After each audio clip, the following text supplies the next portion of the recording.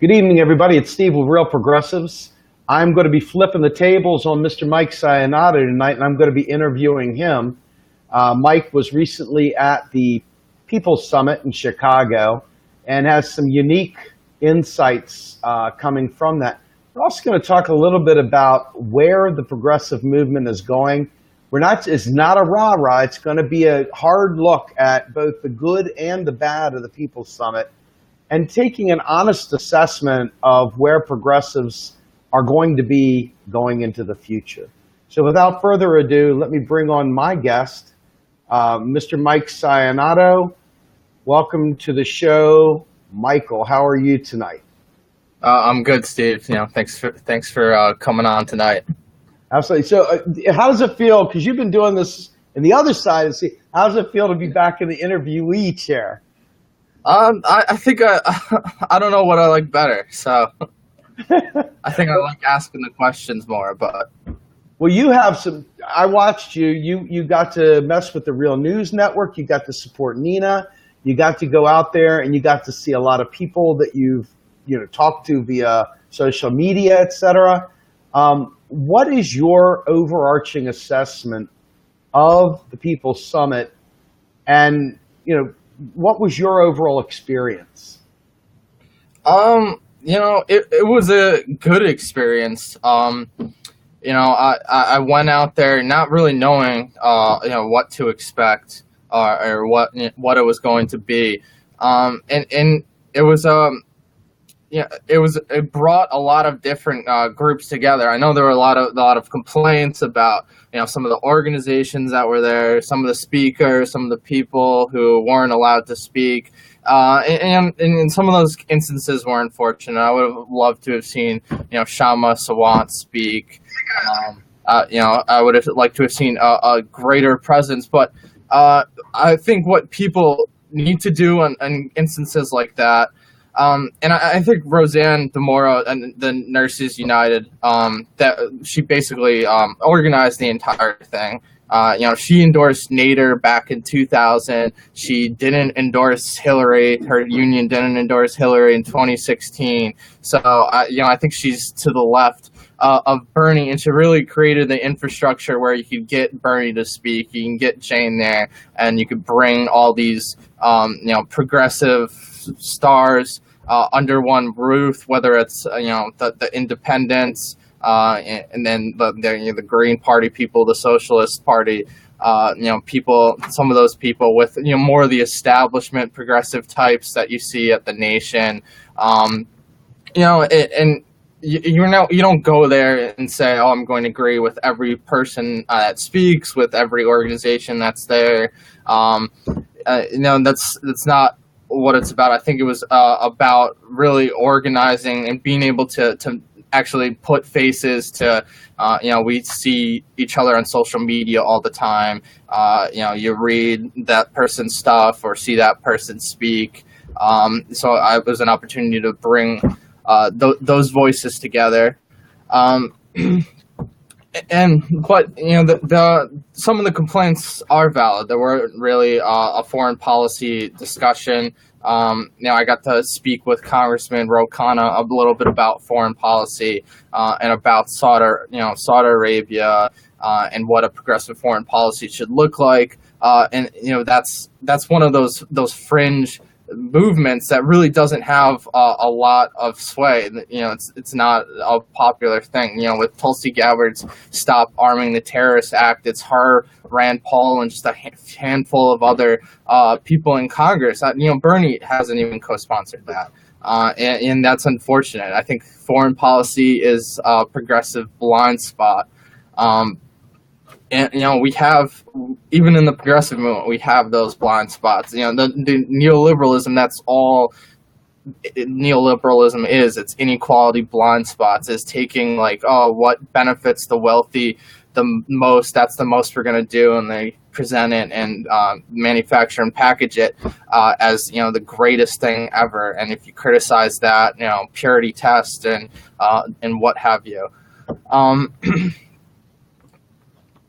So yeah, I enjoyed. I was very busy. If you saw Bernie's speech, That was great. Nina Turner had a really, really, really great speech. She was walking through the crowd on Sunday morning, and Draft Bernie had a really great presence. And I really like what Nick did there. Nick Brana, the Draft Bernie founder and president. He wasn't invited to speak, but what he did was organize his volunteers and his network. He was Bernie's outreach coordinator, so he's using not only his skills, working on that campaign, but his connections to build this infrastructure, that ultimately is meant to be that new progressive party. And whether that, Bernie ultimately comes and leads that, or that infrastructure, morphs into its own thing, the only time will tell.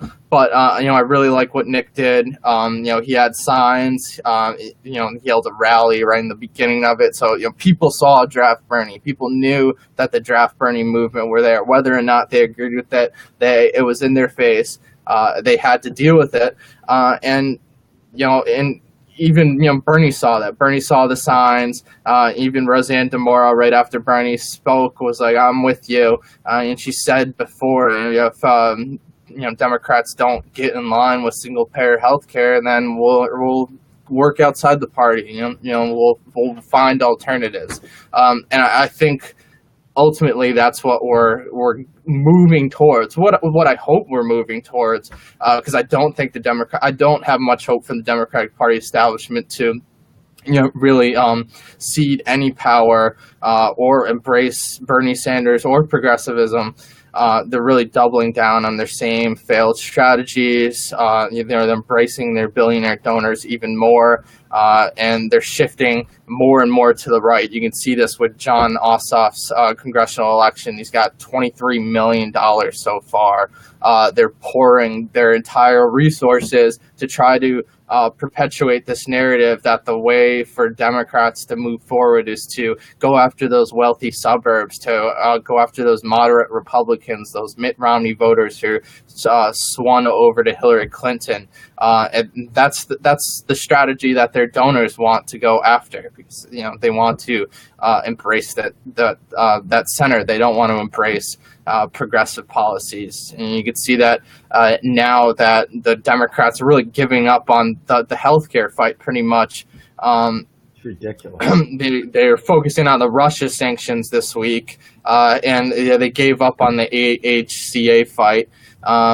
Shrug their shoulders, because I think they know that the energy in the progressive resistance is really geared towards single payer healthcare, and they don't. That's why they haven't had a healthcare march. Of all the popular issues, you think that would help the Democrats and the left, and manufacture unity, however fake it is. Would be a healthcare march or healthcare, focusing on that, but you haven't seen them embrace that, because I think that's how, because the progressives own that issue. Absolutely. So, Mike, I want to ask you, a question, because, obviously we're a part of a larger coalition. Draft Bernie is a part of that. You also have the Progressive Independent Party. You also have Socialist Alternative, and you have the Green Party. Now, to be fair, and fair is all I got for you. I wasn't there, so I can't say anything much more than what I've heard secondhand. But David Cobb was out there saying that he had emailed the leaders and said, hey, we'd like to take part in it. There's no indication that they actually applied to be a part of it, which in and of itself is a separate issue, okay? So whatever, I'm not here to judge that. But it is, I'm definitely not flying off the wall, because we have different purposes. If they didn't get there in terms of being officially in there, David, Jill, gang, I'm telling you right now, you should have been outside that thing doing what you did at Rutgers, doing what you did at every step along the way. Wherever somebody blocked you guys, you should have been there. You should have been there with signs protesting it. If you couldn't be in, you should have been right there in front of it. That's my take.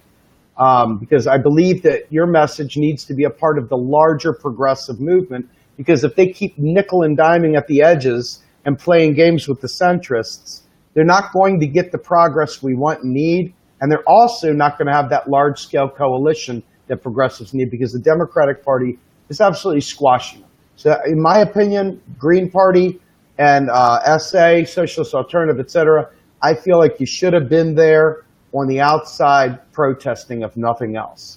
Now, that said, why in the world would they call it a People's Summit if it's not a direct democratic dem-enter event? Why would they not make it more inclusive? Why would they not have the steamrollers like Shama Sawant invited there? Because Shama was instrumental in supporting Bernie during the primaries. Quite frankly, Jill had reached out to Bernie and said, hey, come on, I'll even give up my spot on the ticket, man. Come join me over here. He said no. Heck, Jill even reached out to Nina and said, please join me on my ticket. She said no as well. So, I scratch my head. It's one thing for Bernie not to leave the party. To me, it's another thing for Roseanne, DeMauro, and the gang to not at least offer an invitation to bring a larger audience, to bring a larger perspective. It did feel a little exclusive. You had to apply to come in. It felt a little weird, too. What is your take on that, Mike? My take is I think they did the application thing because they didn't want Trump trolls or whatever to infiltrate it and have to maintain like a security presence to keep a lock on that. And in terms of, Shama Sawant and the Green Party, I emailed Shama Sawant's people and, they said the same thing. They tried to ask to speak and they pushed to speak and they were kind of like brushed off. But I don't think it's unclear to me whether that they just weren't. Hey, I'm sorry. Yeah. My dog. What I was saying, it's unclear whether they were given, whether they just weren't allowed to speak or they were actually just told you can't come or they're not invited because the Minneapolis socialist candidate for city council, Ginger Jensen, was there. There was a table for the Illinois Green Party. Democratic Socialists had a table, so they had some tables for that. So I don't know if it was just they were like, if we're not going to get speaking slots, then why bother going? Which is unfortunate because, like I said with Nick, they should have been there to show a presence. People, there would have been some people that wouldn't agree with them being there, but others would have been happy to take photos with them, to be able to talk with them. That's another thing. A lot of those people aren't, accessible as on a regular basis, whether it's because of their schedule or they're just like in the middle of things. But you could literally just go walk up to someone and say hi, it's nice to meet you or something, and you don't really have that opportunity. So I would have liked to have seen them embrace those groups a little bit more because with Shama Sawant, she led the Fight for 15 in Seattle, and that's a pivotal progressive movement now. We want a national $15 minimum wage, and she really helped kickstart that. And she's a great speaker. So I don't know why they didn't let her speak, but my guess is that it's optics and they didn't want to open themselves up to even more, criticism. Whether that was their own idea or if Bernie was just like, let them in, but don't, give them a presence because I'm going to get a ton of shit for it.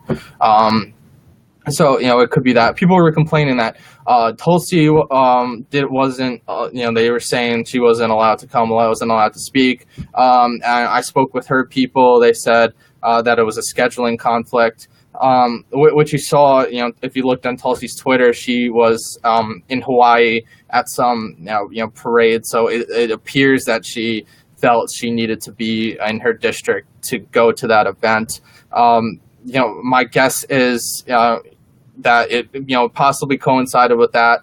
Perhaps there was a disagreement that she wanted to do a whole speech on foreign policy. Maybe they didn't want her to do that, but for whatever reason, unfortunately, she wasn't there. I think a lot of people were disappointed that she was missing from that convention. But other than that, yeah, I think it's up to these groups, like you said, to show up at these things, and show up, let them know, let the rest of the progressive wing, the progressive establishment, those organizations that pride themselves on being progressive, that there's support for these movements.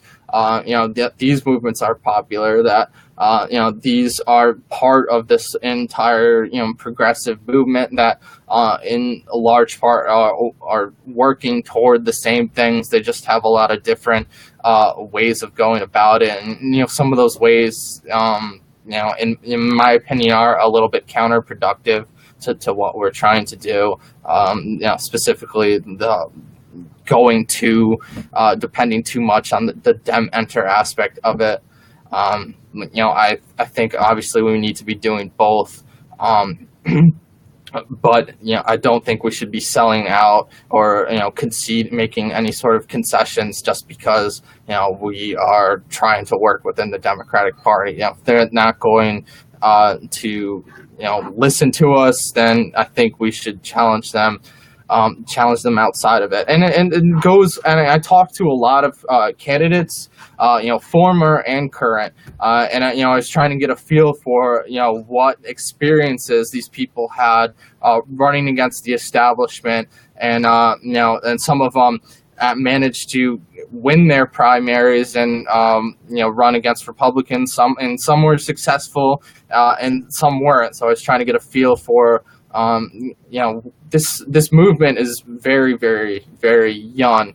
It's less than a year old. Then, because although Bernie ran his campaign afterwards, and there were some candidates emerging along with his campaign, but it was in the confines of he endorsed Hillary, and he was really beholden to that. And I think the best example was he endorsed Tim Canova, who ran against Debbie Wasserman Schultz. But while Obama, Biden, Clinton, Nancy Pelosi were able to campaign on behalf of Debbie Wasserman Schultz, Bernie really wasn't in a position to do the same at all. He was, he had his hands tied.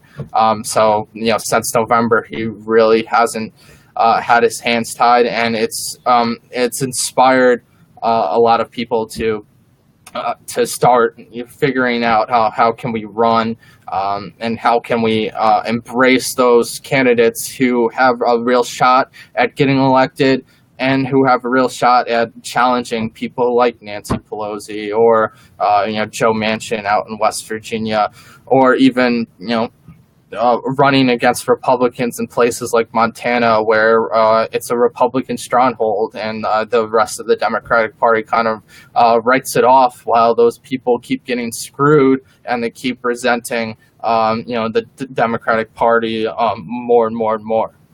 So, I want to ask you another question, and I think that this is a very, very fair question that it completely ignored. You've had Jared Beck on the show several times now talking about the DNC lawsuit.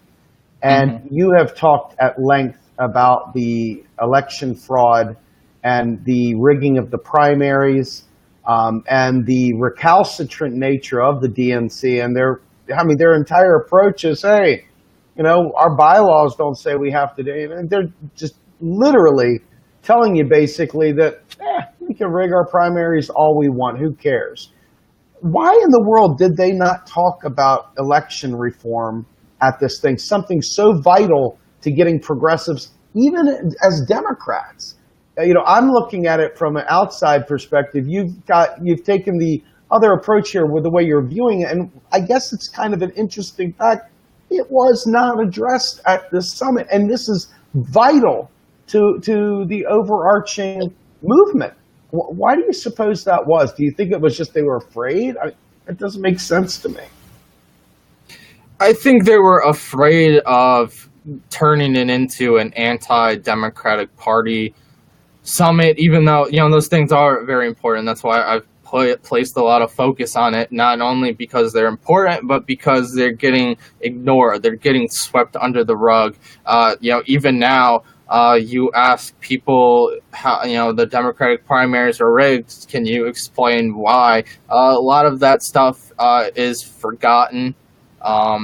Because there were just a ton of little things that coalesced together, and all these little pieces of evidence, whether it was reporting, even before those leaked emails and leaked documents came and told us what we already knew.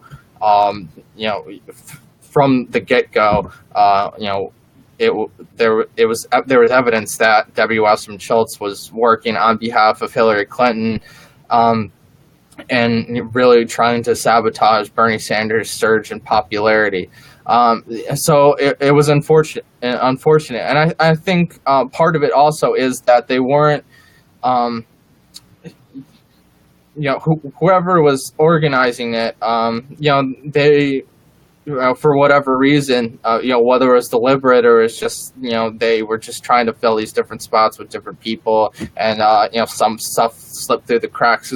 I know that some of they only had one dreamer speak, and I spoke to a dreamer activist, and then they finally got off the schedule. They got an immigration workshop organized last minute and scheduled and put into the thing, but off the bat they didn't have that, and even leading up to it, they said when you got there, download the app because our schedules are changing still. So I think they were running behind on organizing and scheduling everything, so a lot of the things got placed last minute. I know even I had to leave early, but even last minute, Bernie's son Levy had an organizational meeting scheduled at 3:00 on Sunday, and when I got there on Friday, it wasn't on the schedule. They didn't have anything for Sunday afternoon. So I think they were still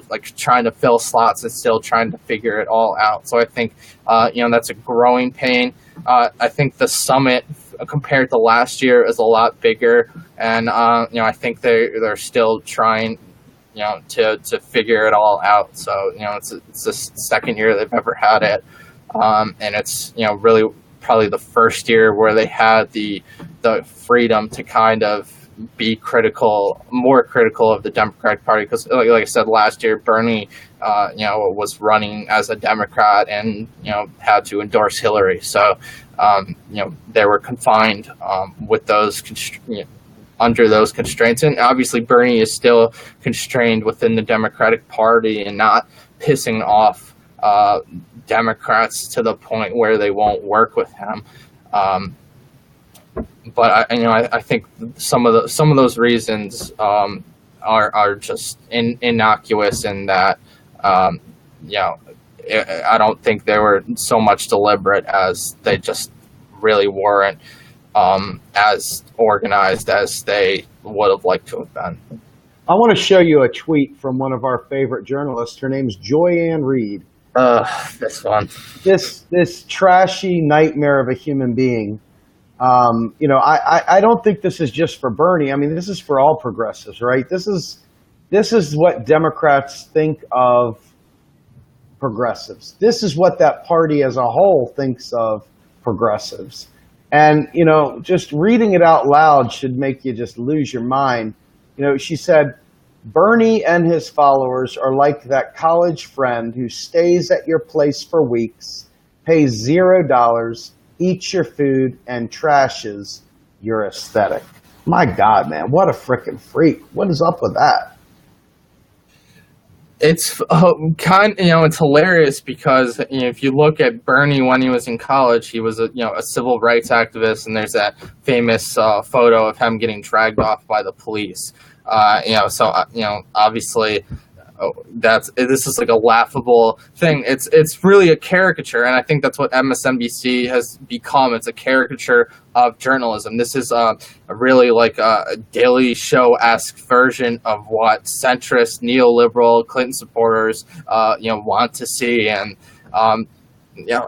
obviously this tweet elicited a lot of criticism and backlash for a reason. And she's been going on with tweets like this. Even today, she really blamed Bernie or implied that it was Bernie's fault for that shooting at the congressional baseball practice earlier today, which is incredibly scummy and sleazy. And these are the same people who get all in an uproar if Bernie Sanders says the Democratic Party is a failure or something like that. And I pointed out earlier this week, these are the same people. They spent all day Sunday after Bernie's speech on Saturday just bashing Bernie Sanders, when on the same day Senator Dianne Feinstein, this story was trending. She said, we need another Senate investigation to look into this attorney Lynch thing to see if she was, if she had bias in the Clinton investigation. And not crickets from these people in criticizing her for bringing up that, this Clinton investigation, was corrupt. And needs to be looked into still, even though she's not in office, and it just illuminates how bad of a presidential candidate she is when we still have and revelations from that investigation. As former FBI Director Comey said, that Lynch told him to refer to the investigation as a matter, not a criminal investigation, what it was, a criminal investigation. So, Clinton's still poisoning the Democratic Party, and they're pretending, people like Joy Reid are pretending that doesn't exist. Well, I want to give Joy Reid a special Real Progressives Digit Award. This Digit Award right here is brought to you by Real Progressives. And Joyanne Reid, go fuck yourself. Anyway, so we're going to keep the fuck you ring up there because there's some other people that probably deserve a good old finger in this thing. So, you watch as the Democratic Party, Dianne Feinstein came out blatantly saying she absolutely will not support single payer. You have, Pelosi, saying she's not willing to support it. Then you got the Democratic Party of Ohio backing Jerry Springer and not Nina Turner. Over and over and over again, the Democratic Party has earned the giant Digit Award, just a go fuck yourself award. Seriously, how in the world, look, we support progressives wherever they are. That's the beauty of Real Progressives, is that we're not partisan. So if you're looking for us to be all in over here, or you're looking for us to be all in over here, you're looking in the wrong place, because we support the entirety of the movement. And that and I don't think it's healthy to put your eggs all in one basket either, and say anything that doesn't go along with this confined view of how I think things should go, is corrupt or fuck you. It's like, criticism is fine, but you can do that without turning anything outside of that into a villain. Absolutely. And so as I'm looking at this, though, there are real villains, though, Mike. And that's, for me, as we watch this, I'll just tell you honestly, from my perspective, I understand the fact that the DNC is a private entity. It's not it's not publicly owned. You want to talk about a real honest to God private entity? The RNC and the DNC are both private entities. They're enabled by private laws, private rules, private whatever. They're pleading that in their case right now. That is their entire, that's their entire fucking case, is that they're a private entity. And that ultimately they don't have to play by the same rules because, quite frankly, they're not a public entity. Now, the duopoly has a monopoly, if you will, on the two polls for the first past the post, in this country. If they are going to have the freedom to claim on one hand that they're a private entity, they're able to form their own rules, they're able to pick who they want, and yet at the same time they have the power to block new entrants, not only into the debate stage, but really, really make it difficult on them to get even on the ballot. They control ballot access as well. So ultimately, I guess the question I have is, what exactly is it that we should expect from the Jared Beck case? What is it that the goals are now? Because quite frankly, they are private. Is this something where we've got to actually write a law made by the duopoly to fight against the duopoly, to bring about a law that forces them to open their primaries to public regulation where we are able to like almost like the same as the full national election. Shouldn't there be some sort of a public thing if they're going to be holding such a death grip on our lives? I mean, it seems like it's the only way out. Ultimately, I think that should be our goal: is publicly funded elections, and parties that aren't corporate entities that really practice what they preach and upholding democracy, and neither political party does that. The Republicans, they're done a good job gerrymandering and suppressing votes and enacting all these voting restriction laws, and the Democratic Party establishment focuses on that while they do rig their own primaries. They ignore voter drives, and really don't expand voter reach. They give up on pushing laws in states where they have the votes to make things like automatic voter registration, a possibility. They have the votes in some of these states to get money out of politics in these states. But you look at some of the blue strongholds around the country: California, New York, even some of the cities, Philadelphia, Chicago, Seattle. The Democrats in these places are corrupt as shit. They're corrupt. You don't get progressive policies just because Democrats have a comfortable majority. You often get corruption. And part of that is because they have this mentality that they are, and on paper they are, basically a corporation. They are putting themselves over their constituents. They're not in it to help people.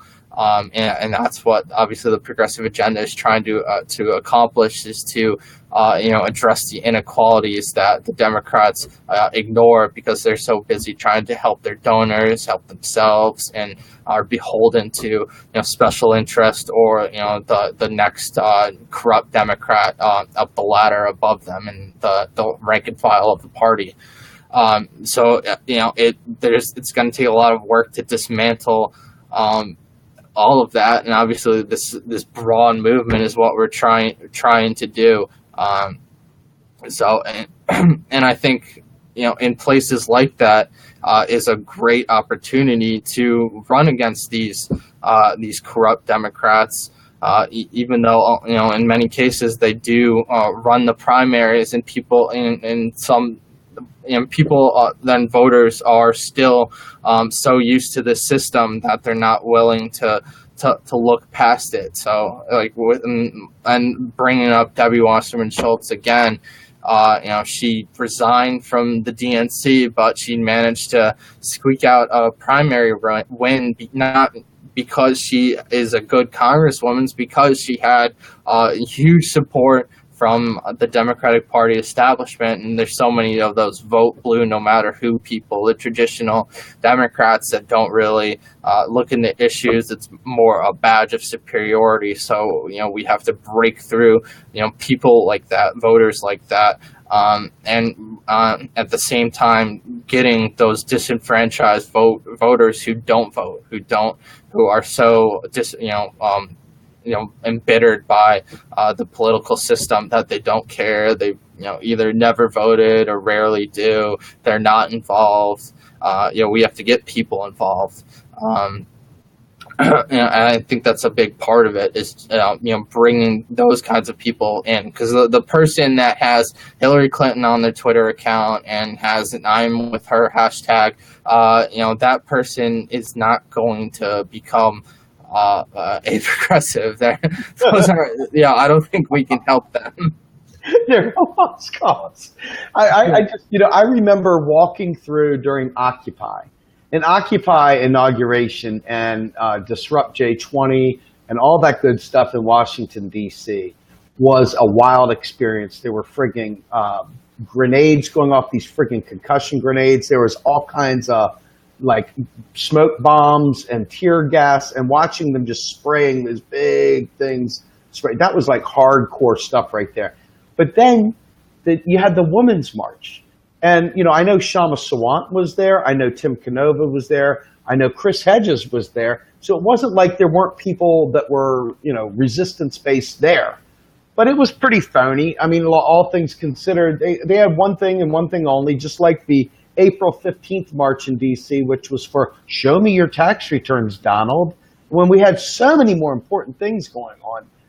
They're a little bit skewed. They're party loyalists. That makes them probably less than useful to progressives, but they're a guaranteed vote for vote blue sycophants. So at the end of the day, the progressive movement, I don't know, man. I mean, there's a lot more of them than there are of us in that party. And, I think to myself, I would have loved for real progressives to lead an actual economic justice march on tax day. Instead, you got people out there saying, show us your tax returns. Ridiculous, preposterous even.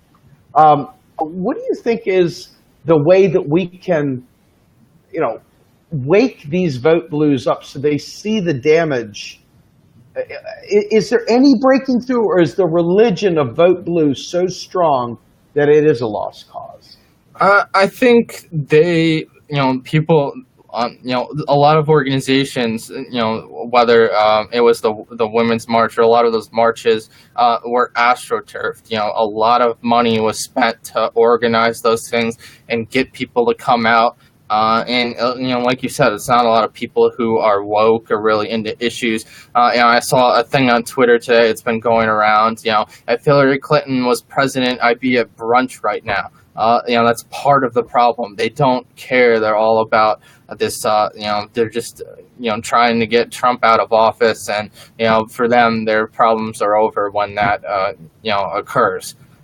So like those people are. They're saying they're coming from, I think, a place of privilege when they're saying that, or they're coming from this anti-Trump thing. As much as his celebrity and our celebrity obsessed culture enabled his ascendance and his presidency, they won't stop covering him. The media, they sensationalized every stupid thing he said or wherever he went. I think in contrast to that, a reactionary effect has been people, and this is, you see all the worst pop culture, celebrities. It's at one way, it's good that they're involved in politics. That's what we need for a democracy. But at the same time, they have terrible politics. That's all they care about. It's really a novelty being against Trump when that's so easy. It's like saying the sky is blue, but at the same time they ignore actual issues other than this whole Russia thing, because it's so trendy, and the Democratic Party is really shoving this down people's throats because it's a marketing campaign for them that doesn't antagonize their donor class. They don't have to take an actual position. It's we're against Trump and he's with Russia. It's easy for that, and a lot of people get caught up in that and blindsided by it in the mainstream media. If you're working 40, 50 hours a week, or if you're working, two jobs, or you're comfortable, you have a comfortable life, or middle class or whatever, you don't want for much. If you're just checking the news randomly, you pop on MSNBC or CNN for 30 minutes, once in a while, all you're seeing, those people have those same inequality blind spots that the Democratic Party establishment has. So they're not seeing those problems. They're not seeing those issues. And that's what we need to counter with grassroots efforts. We need to get into those marginalized communities. We need to work with leaders in those communities and, elevate them and really provide them, with some of the funding and some of, the support they need to challenge that whole Democratic Party establishment infrastructure that will astroturf a march to market themselves with. And when those things happen, you have the same mainstream media establishment act like it's this huge thing. Like, it's really that whole Pepsi commercial of the protest. That's what they're doing. That's the Democratic Party now. They're just making a joke out of it when those aren't really protests. They're just marketing for the party. They're not facing, like you said, the concussion grenades. They're not facing tear gas. They don't have, they're joking around with police officers like, oh, this is cool. Like, you're not challenging the establishment at all. These people don't get it. But I think people are starting to wake up a little bit more and more as this movement progresses, and there's all these different offshoots of organizations that hopefully can work together to keep progressing and not be divided, and do the same things 2 or 3 times, just in different different places, or really leave gaps of infrastructure. So I think it takes working together and figuring out how to work against all this stuff, because it's daunting. It's a daunting task, and the odds are against us. We don't have that kind of money. We're just starting to set up, some of the infrastructure. All these organizations that are, some are, a little bit more, gearing towards the establishment, which is concerning. But others, seem really promising, like the draft Bernie movement. That there's Our Revolution, Brand New Congress, Justice Democrats, all those organizations. Those didn't exist before, and what they're trying to do didn't exist before. And whether or not you have some questions about their funding, they provide an outlet where that people can work through and pull even further to the left, and really push and create offshoots from, and fill gaps where otherwise the grassroots movement wouldn't be able to get something out and get something done. Well, speaking of which, obviously Real Progressives is trying to build something as well. So we're a little different because we're nonpartisan and we really mean it. And the fact is that we've got the goals of having a policy pillar, an activism pillar, an education pillar, and of course a media pillar. How, in your mind, as somebody who is one of our favorite people here, what is it that you think of when you think of how Real Progressives could present this news to people, how we could be a thought leader, and how we could be at the forefront? Is how do you see us being, what do you think are the next steps in your mind that would elevate us in such a fashion? It's a difficult question, but I think one of the favorite things we've done is really help draft Bernie get organized. And we both had Nick on, and we both talk to him on a regular basis, and really learn from people like that who have worked in campaigns, who have the skills, the organizing skills, who know what needs to be done. He already has like 30 something field directors in all sorts of different states. And it's something that, it's an idea that I think gets a lot of people excited. And that's what we need to get people interested. We need to, catch their attention. With things like that, we need to partner with organizations that are trying to get things done that we like. I'd like to see us get even more involved with some of the Green Party people. Maybe have like on our develop information or sites that let people know who's running in what state, and the Green Party, independent, socialist, alternative, in a similar way that Our Revolution does, but maybe a little bit further left than they do, where they have a page with the candidates that are running in 2017 that they endorse or whatever. Perhaps we can start doing something like that. But we always obviously have to be careful because people on the left are better. They've been getting screwed by the Democratic Party over and over. They don't. We don't trust things easily. We're not gonna lend our attention and our passion just for anything. So I think it takes organizing and bringing a lot of different organizations together and elevating them and letting people know, because like Socialist Alternative or the Green Party, other than I think Jill Stein and Ajama Baraka, even Ajama Baraka, I don't think a lot of people know about him. I don't think a lot of people know the positions that the Green Party has across the country or their infrastructure. And I think it's the same with Socialist Alternative. And I think people are always looking for candidates they can look up to, movements that they can look up to, both state and local. One of the things at the People's Summit, we were in Chicago, and I was looking for, where are the people in Chicago? Where are the activists? It's a very activist town, and they have Rahm Emanuel as their mayor, who is corrupt. He's working with Betsy DeVos to screw up the education system there, and he's been, undermining police reform.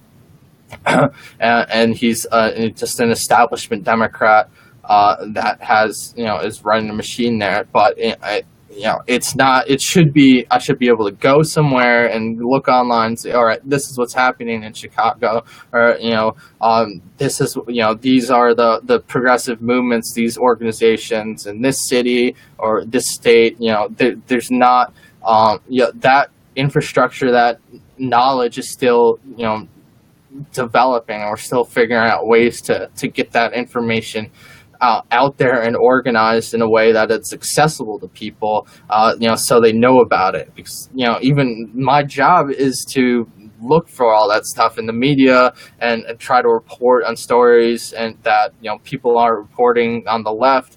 And there are still a lot of things I don't know about, and it's because these people don't have the infrastructure. There might be a good candidate, a great candidate who could get people excited in your town or your city, but because he isn't or she isn't Twitter savvy, or on Facebook or whatever, people don't know about them. So I think it really has, that's where millennials need to step in and really get involved and say, hey, 50-year-old progressive guy who is smart and knows what he's doing, let me run your Twitter account or something like that, or let me set up your website. I think there's that also, that generational divide where that infrastructure for a lot of the progressive movement in different sects,